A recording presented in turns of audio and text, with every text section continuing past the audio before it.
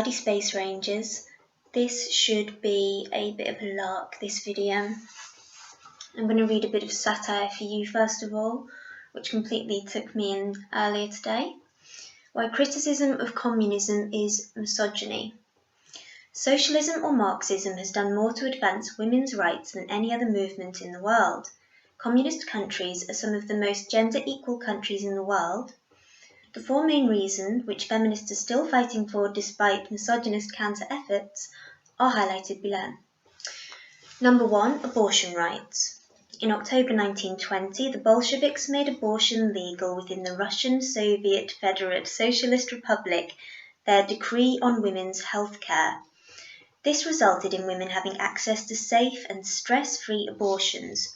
Women were no longer shamed and had control over their own bodies. Socialism in the Soviet Union had liberated women from their own biology, which was sexist towards them, by dehumanizing them into baby incubators. Abortions were not only free and provided by the state, but it was encouraged as a sign of progressiveness, because by having an abortion, a woman showed that she could contribute more to society by being able to do real work, rather than being a burden on society. There have been several attempts to control women's bodies, such as trying to classify a fetus as a human being, or banning abortions in the third trimester. Fortunately, socialist states such as the People's Republic of China have stood firm against this misogynist meddling. Women are so liberated in communist China that they have the choice to have a free state-provided abortion whenever they want. Late-term abortion is just another social construct like gender that was designed to oppress women. It is a fabrication to give the impression that a fetus has developed to the point that it feels consciences, I think it should say consciousness, pain and cognitive dissonance.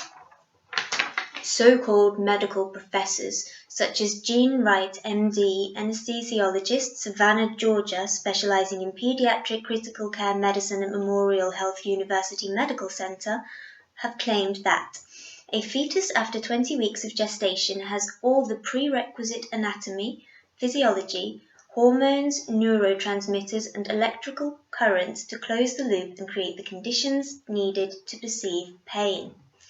In a fashion similar to explaining the electrical wiring of a new house, we would explain that the circuit is complete from skin to brain to back. However, many feminists have been quick to discredit her as she does not have a women's studies degree and is therefore extremely biased. Just because a fetus resembles a fully developed baby doesn't necessarily mean it should be counted as a baby. In fact, every woman should have an abortion at least once in their lives to show that they are liberated and believe in women's rights. 2. Eradication of gender roles. In the early years of the Soviet power in Russia, the Bolsheviks used comrade when addressing or referring to people assumed sympathetic to the revolution and to the Soviet state, such as members of the Communist Party and people from the working masses. This word was chosen because it meant you supported the ideology and considered everyone to be friends and equal. The Bolsheviks wanted to recreate society completely, creating an ideal world where all people were equal. This notion of equality included women, who, up until this point, were limited to domestic work. Now women were expected to be a part of the workforce outside their homes. They would no longer be degraded and dehumanized by being referred to as women or feminine. They would now be called comrade like their biologically male counterparts. By the mid-1920s, the form of address comrade became so commonplace in the Soviet Union that it was used indiscriminately in essentially the same way as terms like Mr. and Sir are employed in English. Criminals and suspects were only addressed as citizens and not as comrades, and expressly refusing to address someone as comrade would generally be perceived as a hostile act, and thus they would be punished and vaporized into one of Stalin's gulags. This was a huge win for gender equality, because those who oppose it need to be erased from society. Unfortunately, in modern times, gender equality advocates, such as feminists, have been forced to passively re-engineer gender roles, such as re-educating children in schools and universities, shaming masculinity in men, shaming femininity in women, and by using shaming tactics to discredit opponents in the media and rightly portraying them as misogynist and women oppressors. 3. Women in the workforce. In contrast to modern-day society, women in communist countries were truly seen as equals and expected to take on the roles of men. They were not hindered by social gender construct that says men on average are stronger than women, or that we have biological differences and thus different needs. Fortunately for gender equality, a large amount of the male population died in horrific conditions at wars, so it was a much easier decision to force women to stop being so misogynist and do the work men usually would be doing. Women were reported to be much happier working in the great Russian outdoors than they were doing oppressive tasks such as cooking, cleaning at home, and child rearing. 4. Government taking over role of the family. Since the beginning of time, women were oppressed by being mothers. French feminist Simone de Beauvoir stated that no woman should be authorized to stay at home to raise her children, because if there is such a choice, too many women will make that one. For this reason, the goal of the new socialist society was for women to be re-educated and reconditioned, by force sometimes, as some of these women were still brainwashed by the patriarchy, so they could break out of the confines of their home and participate equally alongside men in every sphere of life. But how could this happen if the economic relations in society still compelled women to stay at home? How could women even take the first steps of working outside the home if there was no one to take care of the children and cook the family meals? Easy. The government would take over the nuclear family. Women would birth children, and then they would be raised by the states. Husbands would also not be necessary for women anymore, as the state would offer subsidies. In short, women will never be truly free until the nuclear family is abolished. Words like mother, father, and family are only social constructs and oppressive to women. So, pretty extreme, right? And not at all representative of what real feminists think. Surely. But hang on. Here is a piece of, sincere prose from a radical feminist. This is from a blog called Radical Wind, Blowing Through Female Outer Space.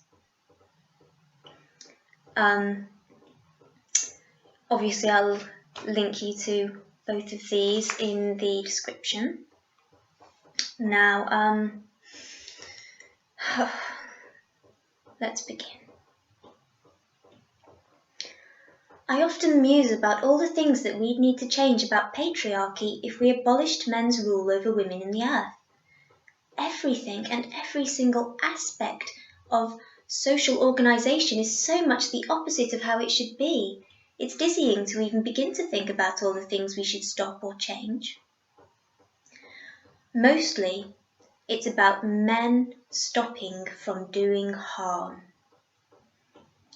Now, before everybody starts jumping in with NAFALT, stopping men from doing harm, that is just classic sort of feminist theory. That's basic. Very few feminists don't think that we need to stop men doing harm. That's a toy, that noise, sorry. I don't know why it's going off. But stopping men isn't enough, because beyond that there is the entire world to relearn, to heal, and our entire society to rebuild. We would be faced with the immense task of replacing all the old misogynist, genocidal, biocidal practices men have ordered our society with for eons. Men. All men are the patriarchy, all men are oppressors, and all women are oppressed by all men. Radical feminism, mainstream feminism, it's all bollocks.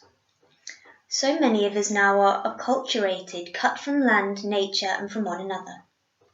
If we manage to overcome men's tyranny over us, how would we rebuild our world? I just want to throw some ideas here that I often come across these days. I dream for concrete, down-to-earth, simple and easily applicable measures of stepping out of patriarchy into a female-loving, biophilic world. This isn't by any means a realistic plan of how to achieve it, but just reading it makes me feel happy. It just makes it more real, more possible. Enjoy. Personally, I want everybody to be happy, so I'm on tenterhooks. How can we make radical feminists happy? That would be good for everybody, right? Social structures. Men's position in society. Before we do anything, the very first measure to adopt is to take all men out of all positions of decision-making immediately.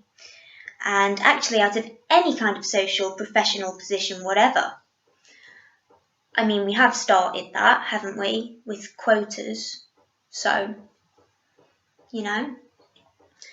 it's the logical conclusion. Major serial killers, serial torturers, pimps, pornographers, severe domestic abusers, serial rapists, genocide planners, biocide planners, and paedocriminals across the world will simply be euthanized. Reminds me of my friend Peter Nolan. The decisions will be taken by women in a mass world tribunal for patriarchal crimes. This is by far the best solution and the most legitimate ethical way of reducing male population to more reasonable levels. Such men would otherwise forever pose a threat to women, children, animals, the earth and society as a whole, and we know that they have no chance of ceasing their violent behaviour after having reached such an advanced stage of sadism and sociopathy, says the woman who wants to exterminate most of half of human population. It would be reckless to spend space, resources and energies in keeping them alive in prisons.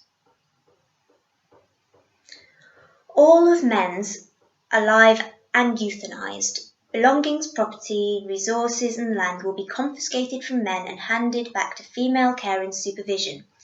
Property rights over land will be abolished. You can't own land. All men at least above 15 or younger if very asocial should live separately from women and children, on their own in small huts and studios, isolated from one another and scattered around so that women can keep an eye on them. They should never be in groups or packs. That would be illegal.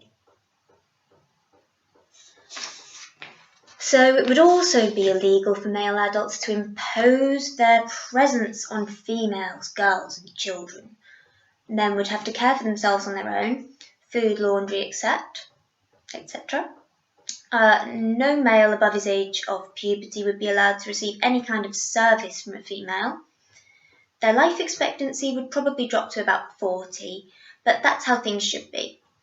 Women's life expectancy without men would rise to 130 years at least. PIV, that's normal sex to the uninitiated, would be illegal too, of course. That's a toy again. Sorry.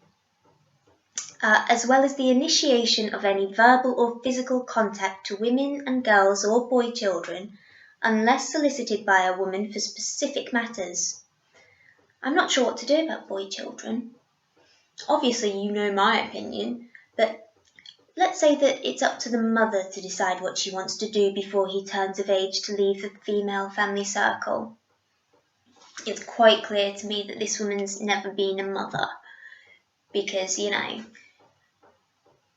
you become pregnant and suddenly this tigress aspect of your character comes out and you would,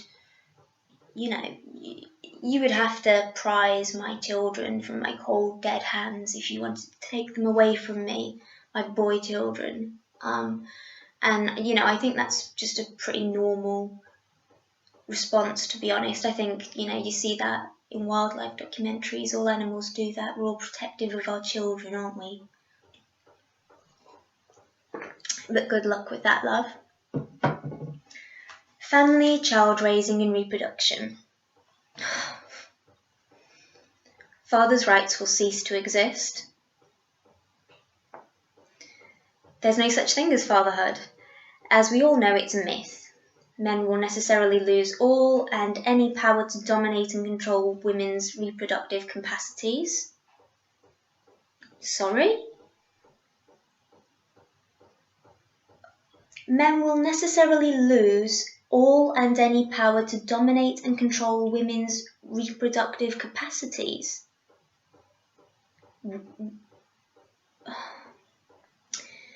It's the inalienable right of each woman to control every phase of her reproduction and life creation as she does. Abortion will be possible at any stage during pregnancy, which is what they said in that satire, which is funny because, you know, third trimester abortions are just really dangerous. So that's why we don't do them. Very traumatic as well, very traumatic and painful. Patriarchal.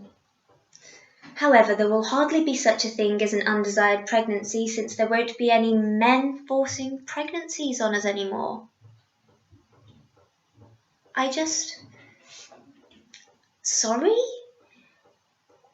Where are the men forcing pregnancies on us? That's not what I see. Abortion will nonetheless be recognised for the trauma, mutilation and loss of life that it is. The number of children and human population will naturally decrease to sustainable levels, so will the number of males born. Women will be free to experiment parthenogenesis or procreation with 2 female eggs. The nuclear family will be abolished. Recognise that again, yeah? This is not satire. In particular, the parent's property rights and absolute power over the child. Children will be considered as persons in need of autonomy, and all form of punishment, authority, or educational manipulation over children will be equally abolished.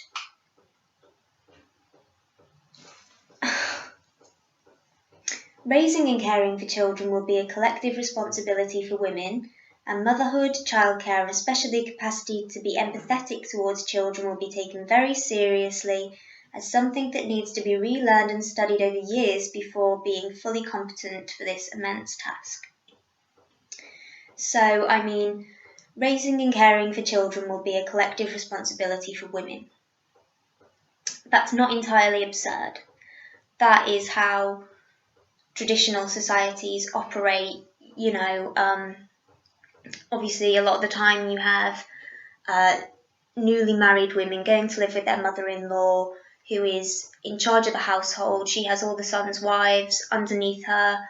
They all follow the same rules, you know, which will be basically governed by the mother-in-law. You know, and yeah, bringing the community into parenting is a good thing because it guarantees that children will feel that they're being fairly treated. The problem with the way we operate now with our sort of very much nuclear families and parents having absolute responsibility over every single decision is that children end up getting treated differently. And it doesn't matter whether, you know, the punishments and the way that children are being treated is just. If their friends are being treated differently, they're going to feel pissed about it. And it just sets up questions in their mind, you know, about, are my parents competent? Are they doing the right thing? You know, I think I better question this. You know, not that children shouldn't be questioning, that's fine. But it's just confusing, really, for children, and probably a waste of our mental resources as parents as well, really. It would be nice to have some more community involvement with the kids, you know, and also, I remember, not that long ago, it's like 20 years ago now, quite long ago, I was a kid who played out in the street, you know, and all the neighbours would watch out for all the kids and, you know, would all have authority to tell us off if we were getting into trouble or causing mischief. You know, whereas now kids just don't go out on the streets, do they? You know, and if somebody if somebody had to go at my kid, I probably would do my nut, to be fair. But I don't know how useful that is in society. Maybe we should be working together. So, schools as we now know them as punitive reclusion centres for grooming into male domination and female subordination. Like, hello?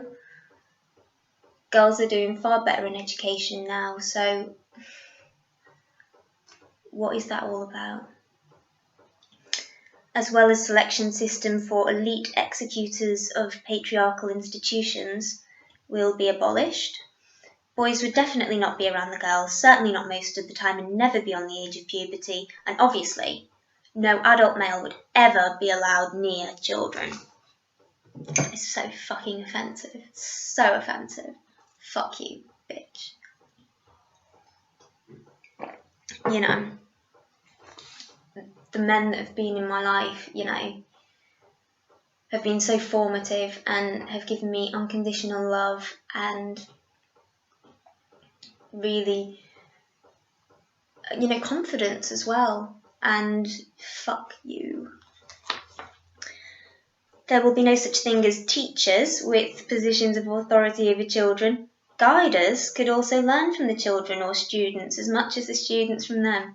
I mean, this whole, you know, jargon, like changing words, is so, like, typically kind of like, you know, communist and Marxist, isn't it?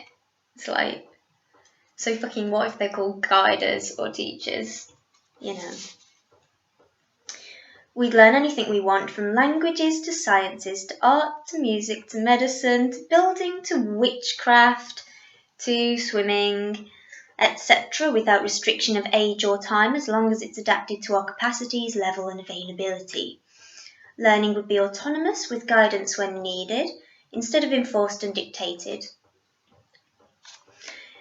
There'd be no need for external reward, marking or punishment, because the process of learning in itself is so rewarding and fascinating that it's self-sufficient to a level of education. You know, if somebody's operating on me, I would prefer that they'd sat a few exams, really, rather than, you know, done a couple of online courses, whatever. That's just me. Social structures between women. All relationships of authority, domination and subordination will be abolished between all women of all ages. We will be able to recognise each other's strengths, expertise, guidance and capabilities, or lack of, without it implying superiority, inferiority, veneration or lack of respect. We would find each other beautiful. We would live our friendships, love and affection for women unhindered. I mean, I do anyway, to be fair. Military. No more military, no more army, no more wars. It would be illegal for men to hold weapons. Global peace would be the immediate consequence. Most weapons will be destroyed or recycled into something else, such as weapons of mass destruction, anti-personnel mines, tanks, machine guns, all manner of terrestrial, marine and air bombers, and all the many disgusting things men have invented. For the remaining weapons, such as guns or blades, women will hold exclusive right of use over them in order to defend themselves from men, and from the risk of them taking power over us again. States, borders, nations, laws would be abolished and totally dispensed with. We should do that. We should do that. Anarchy, alright? laws mentioning the number of prohibited acts will be kept for men only. Hang on a minute. Laws would be abolished and totally dispensed with. Except for men. Men have laws. That's just lame. That's inconsistent, man. Women do not need laws to contain ourselves. Laws were created by the male elite to protect their property from other men. Laws are rigid and static. That's because their purpose is to hold existing patriarchal powers in place. Our own society would be in constant evolution, improvement, creative renewal, yet grounded in reality and adapted to our needs and circumstances. Women would be able to move freely.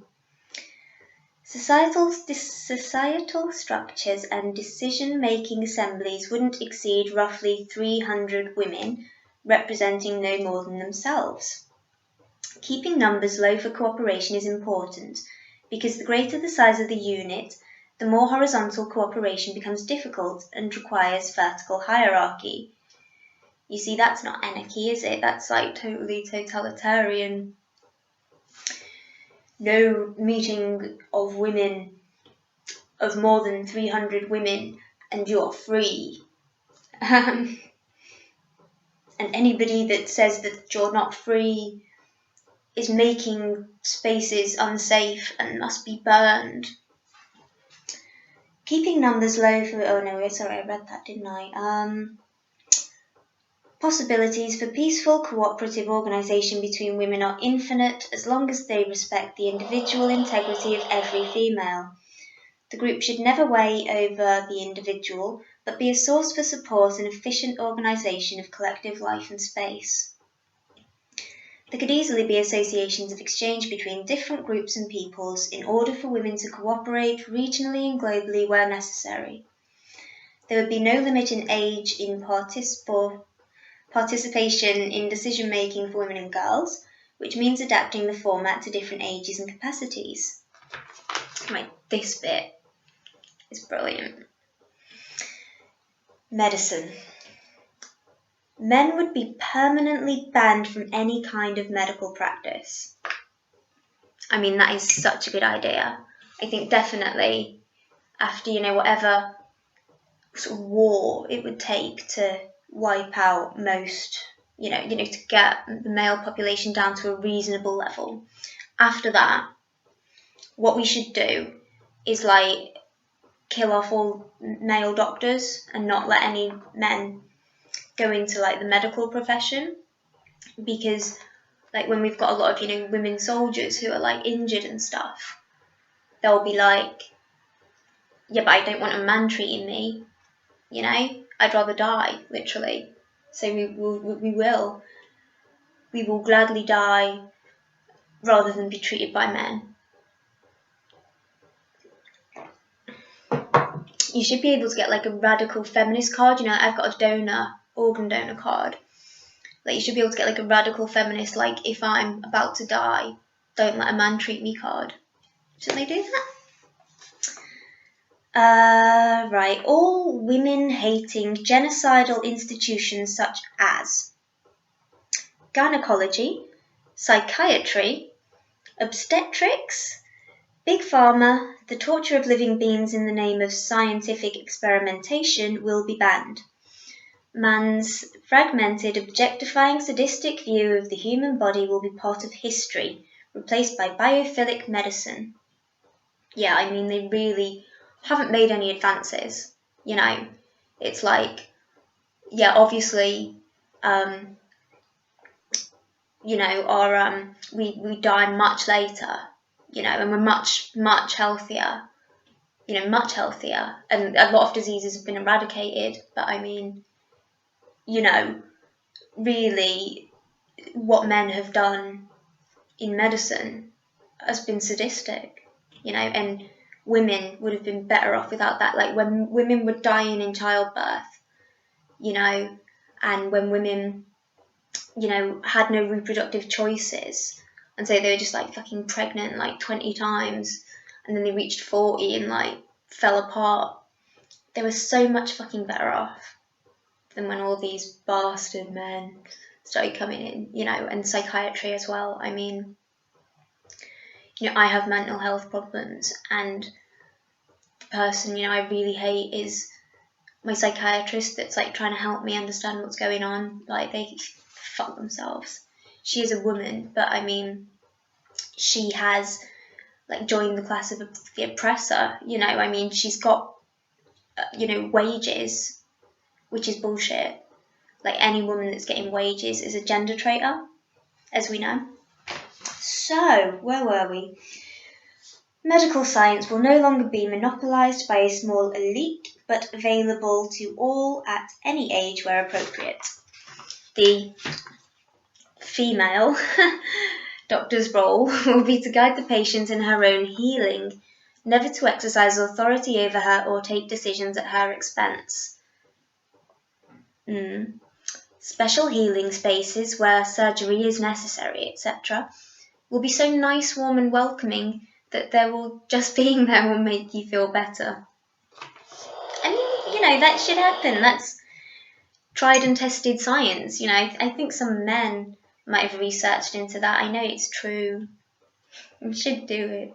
I don't think we have to kill off most of half of the population to do it, but whatever. The soul and life conditions of a person will always be considered part of the body, and symptoms will always be understood in a holistic way. Get this. There will be no more chemical, synthetic, and toxic products with often worse side effects than the illness itself claims to heal. I mean, that is sheer insanity. Absolute fucking insanity. It's like the kind of synthetic compounds that you get in medicines, you know, they do exactly the same thing a lot of the times, and they're perfectly safe, you know, they're just more readily available.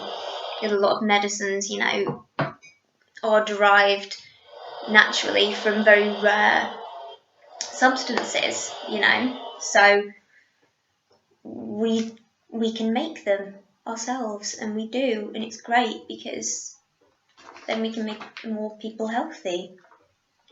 Stupid bitch. Perfect health would be the normal state of women anyway, as we will learn by experience and observation what we should eat and do to stay healthy at all seasons and times. Most women will have rediscovered our healing, divination, and extrasensory communication powers.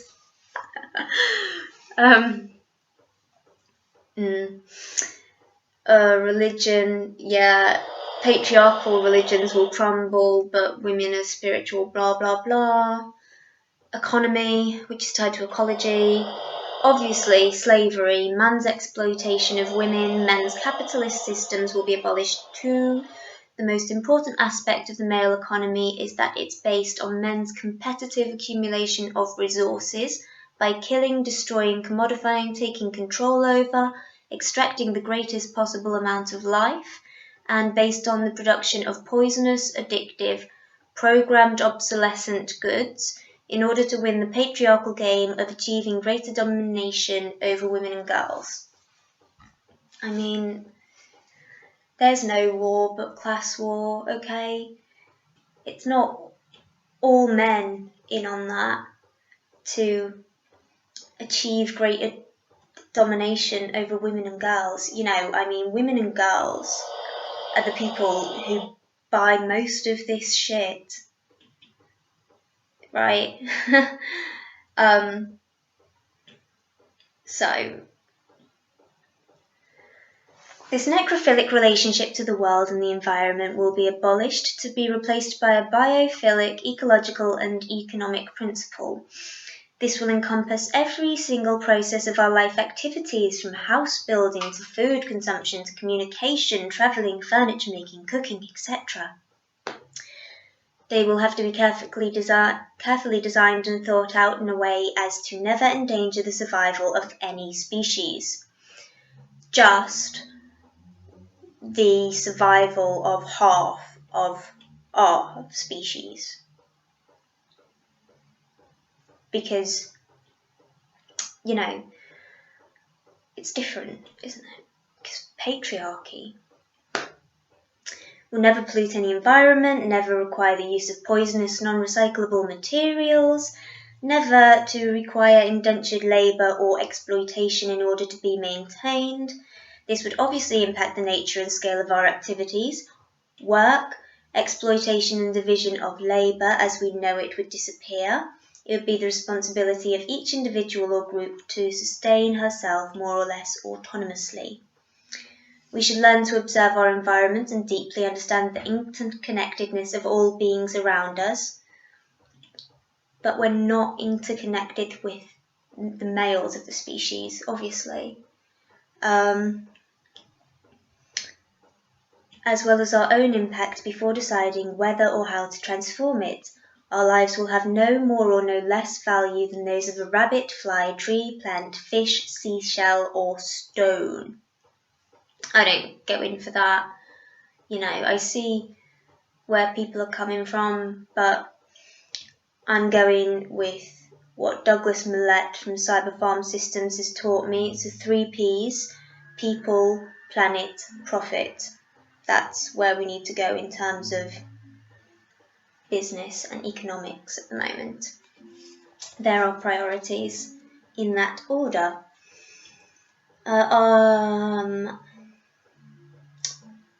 For instance, if we pick leaves off some plants, it's important not to rip the whole plant off, to take only parts of it so it can grow again. I mean, she has literally thought of everything, this woman. This would work, I think, because if we don't take all of the plants, then we'll never run out of food, obviously.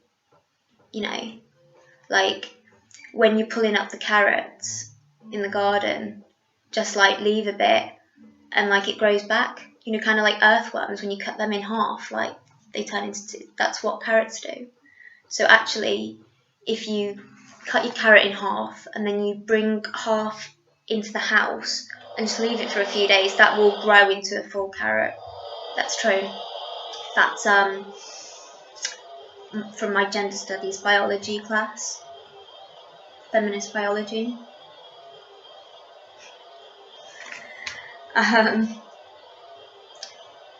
There are infinite ways of making the most of materials for energy, food, production while using it as efficiently as possible. Building houses in ways that don't require heating in winter or cooling in summer, true. It's now widely known that energy such as electricity can be infinitely renewable if we use wind power, magnetic power, water power. Yeah, everything can be made DIY, yeah. We will learn to be autonomous again and make our own clothes, food, furniture, houses, soaps, detergents, products, or maybe someone else will make them. But most things can be handmade, and it's so much more rewarding.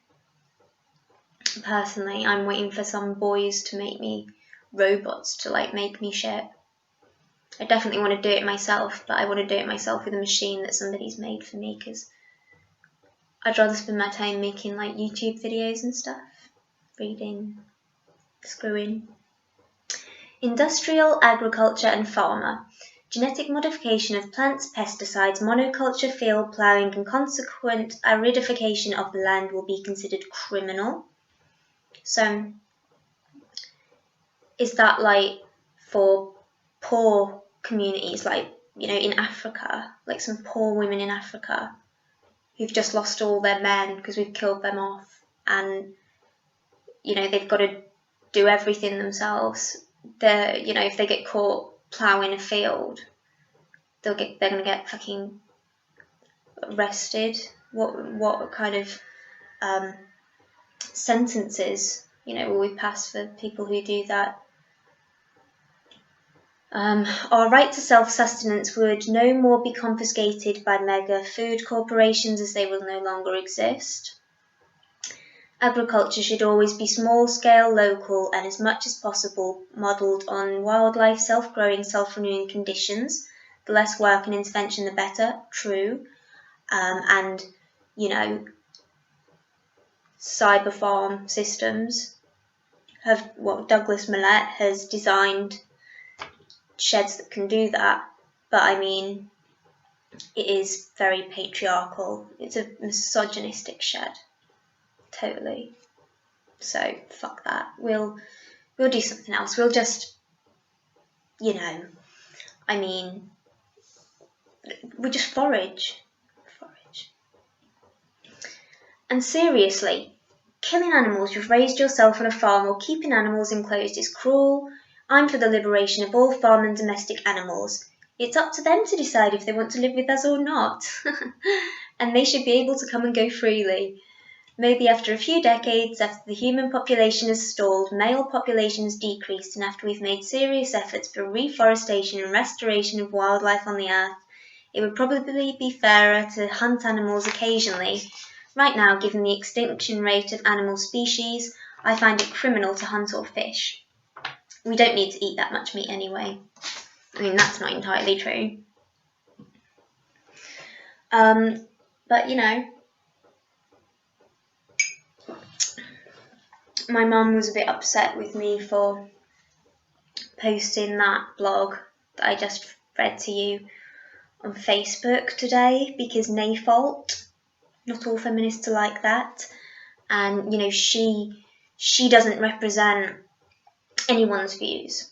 Well, she represents herself, which is, you know, as everybody does, and I think everybody should have a platform and a voice, and I want to talk to everybody. And, you know, the thing is, the things that she is suggesting is they're all absolutely the logical conclusions of basic feminist theory. You know, if you believe in patriarchy, if you believe that all men are potential rapists, if you believe that all women are oppressed, and you believe that masculinity is a problem, that that's not all right. And it's always going to lead to injustice and to, you know, us failing to understand society, which is no good for anybody. So, enjoy your Sunday, everybody. Cheers.